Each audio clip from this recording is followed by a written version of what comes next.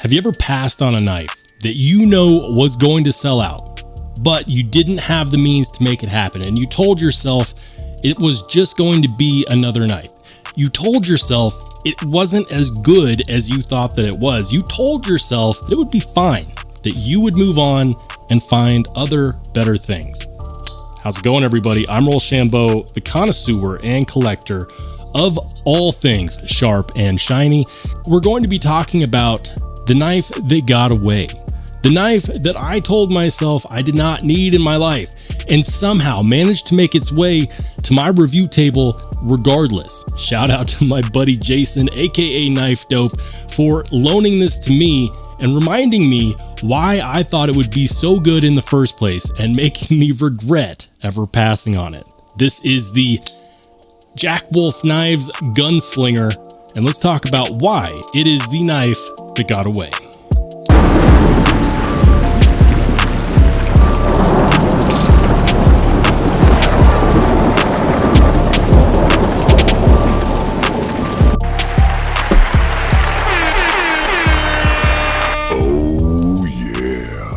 It's finally here. It is finally in my hands.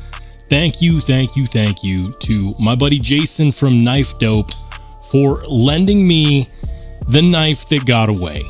And what I mean when I say that is it seems like every year, you know, there's those designs where you have the opportunity to purchase it. It is there. The opportunity is there. And then you stop yourself. You tell yourself, you know what? I don't really need it. Maybe the price is just a little uncomfortable. Maybe the timing is just not quite perfect. And you say to yourself, it'll be okay. There will be more knives. And then time goes on and you realize that it is in fact the one that got away. If you've experienced that with a knife, let me know in the comment section down below.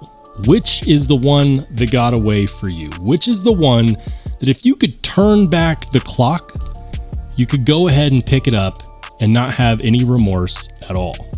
Today, we're talking about the Jack Wolf Knives Gunslinger.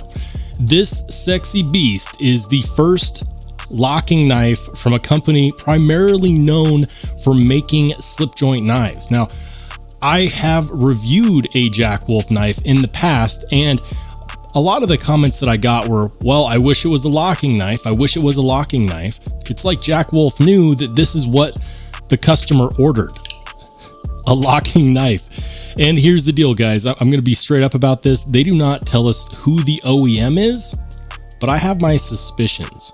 And let me know who you think the OEM is for the Jack Wolf Knives company is.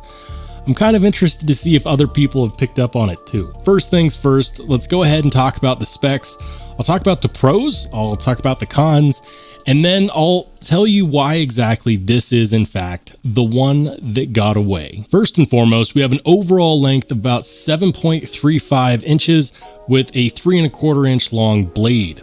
The blade itself is made out of S90V, and of course the handle scales are what he is calling an integral bolster handle scale, which means that the titanium is all one solid piece, and then we have these Purple Haze fat carbon fiber inlays. Now, if you didn't like Purple Haze, they had a couple different variations. The one that I specifically wanted the most was the gold dark matter carbon fiber, and it just wasn't there. Those sold out stupidly quick. And then my second choice was actually the Purple Haze, which also sold out right away. And then the toxic green fat carbon fiber, which was, I thought, honestly, at the end of the day, was probably the one I should have gone for. Now, the green and the Purple Haze were available. The ones that lasted the longest were like the bazooka pink fat carbon, which still looked pretty cool, but it is what it is. We're looking at a T10 on the pivot. At least I believe it is a T10. Let's go ahead and double check. Is that T10? Yes, it is. And then T8 on these insert screws for the handle scales. We have a milled titanium pocket clip and a matching full-length titanium backspacer. Up here near the tang of the blade, we do have some competent jimping, and overall, this is a modern take on a classic design.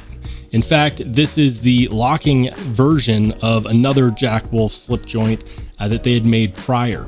Not only is this a frame lock, it's actually one better. It is, in fact, a bolster lock. It's running on ceramic bearings, and for deployment, you actually have the fuller right here, as well as a front flipper.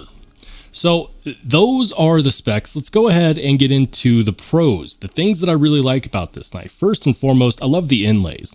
This knife would be far more boring had it been just plain titanium, even if they had done a jigged center.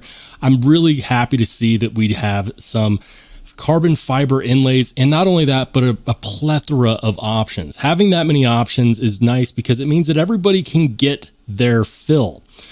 More to the point, these inlays are really well done. You can't feel that transition from the carbon fiber to the titanium at all, and it is just really, really nice. The titanium itself is, in fact, a little bit on the brushed side, which is kind of nice. You don't notice it right away, but you do, in fact, notice it. I appreciate the T10 pivot and the T8 body screws, even though they're not all the same Torx head. Going with bigger body screws on that is fantastic. Something else that I'm a fan of is this pocket clip. Now, because Jack Wolf Knives is known for making knives that actually don't lock, typically speaking, we don't get pocket clips on them, but they come with slips. Now, this version is the only Jack Wolf knife so far to date that did not come with a slip. They did sell some that were aftermarket but created specifically for this, but that was an additional $50 to $80, I do believe. So on top of that, other things that I'm a big fan of is the action. Trust me when I say this is quite possibly the best front flipper action that I have felt all year. It's crazy because you actually don't get much of a front flipper right here. It's just that little nubbin, but it's enough where, you pop it and it flies open with authority. Reverse flicking is also very, very easy as well. And the action, despite this being a relatively light blade coming in at about 2.9 ounces, is, well, I'm shocked. I don't know how he managed to do that because everything just deploys and works flawlessly. The fit and finish on here is really good. That's a pro. I would say that this is pretty damn centered. The lockup, when it is locked up, is, there's bang on, no issues with the lockup whatsoever. I'm a huge fan of the styling where the clip and the backspacer match based on the carbon fiber option that you picked. I think that that's really cool as well. And of course, I'm a huge fan of clip points. You could tell that this was made for work. And another big pro is that it gets very, very thin here behind the edge. Thank the Lord that we have S90V.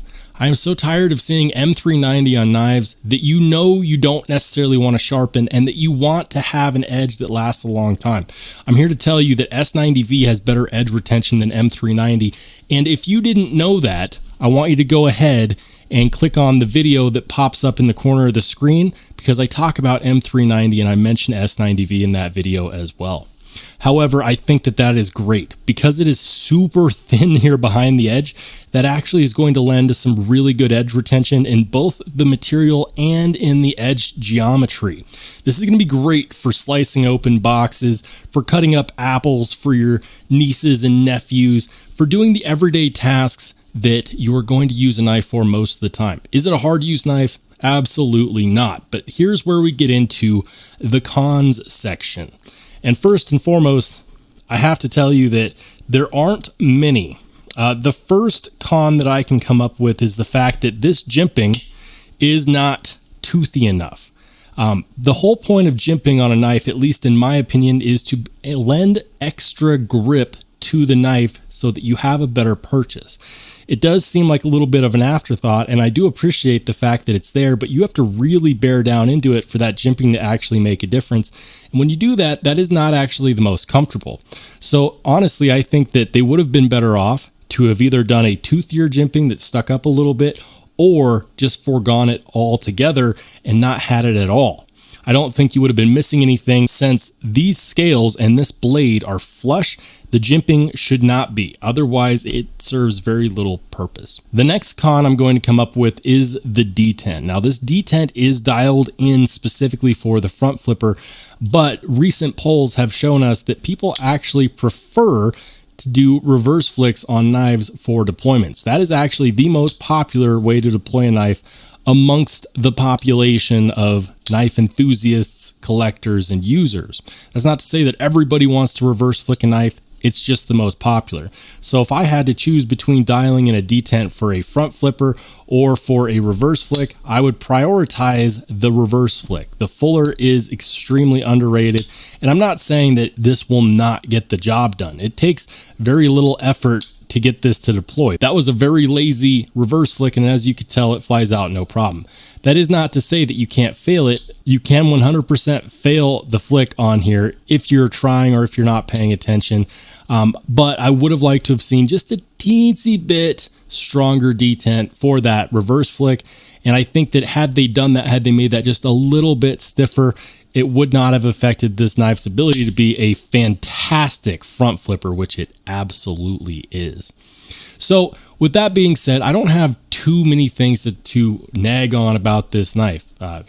Obviously I have a couple nitpicks, but that's not to say that it isn't an amazing piece. Obviously I called it the one that got away. So now we need to talk about why specifically I did let this one get away, and why I still have an issue with a few things on here that aren't necessarily cons, but they were things that kept me from pulling the trigger on the Gunslinger to begin with. The first is the price, and I'm going to be completely clear on this. This is the only Jack Wolf knife that goes above $300. This is a $350 knife. Also, it is the only Jack Wolf knife that does not come with a slip. If you don't care about a slip, I totally get it. However, I would have preferred that at the $350 price point, they include the slip in there. Now, it wasn't, and you could buy one after the fact. You're then getting into the $400 range, and that was just a little too much to spend on this knife, especially since we don't know who the OEM is. Is it Riot? Is it WE? Is it Kaiser? I don't know. I don't know. I have a few suspicions about who I think it might be, but I'm going to leave those out, and I'll let you guys decide for yourself. Who do you think made this knife? Because it wasn't made in America. This is, in fact, OEM'd in China. And that kind of bums me out, because at the $300 price point, this would have been a sale for me all day. At $350, not only do I want this pocket clip and the insert if you decided to forego that, but I also wanted the slip. Without the slip, I think that this should be a $300 knife. S90V is great. Fat carbon fiber is great. Having a titanium pocket clip and backspacer is nice. But the regular Jack Wolf slip joints have all of that minus the pocket clip, and they also have a slip. Now, if you're telling me that the extra cost comes in designing a frame lock or a bolster lock knife, I have to strongly disagree, because there is so much that go into slip joints that even without them being locking knives, I don't believe that it was a manufacturing cost difference. So am I disappointed that for me, I could not justify the extra $50? Yeah, it just wasn't there for me, because not only was it $50 more than I wanted to spend, but because I knew I was going to have to buy a slip to satisfy myself if I purchased this. It was more than just $50 more. Be that as it may, the good news is that Jack Wolf Knives did mention in a live stream with another streamer that they were going to do a more locking knife variants. So if you missed out on the Gunslinger, is it the end of the line for you? Have you reached your limit? Are you never going to be able to get one of these again? Absolutely not. Listen, they're going to do more locking knife versions, and I hope that when they do, they bring back more designs that everyone loved from their slip joint lineup, but also that they realize that at the $350 price point, we really should be getting a slip to go with it. That's just my opinion. You're welcome to disagree with me, but let me know in the comments section down below. 1, which was the knife that got away for you? And 2, did you pick up one of these Gunslingers? Let me know. And if you want to watch more awesome knife content, make sure to click on the video that pops up next.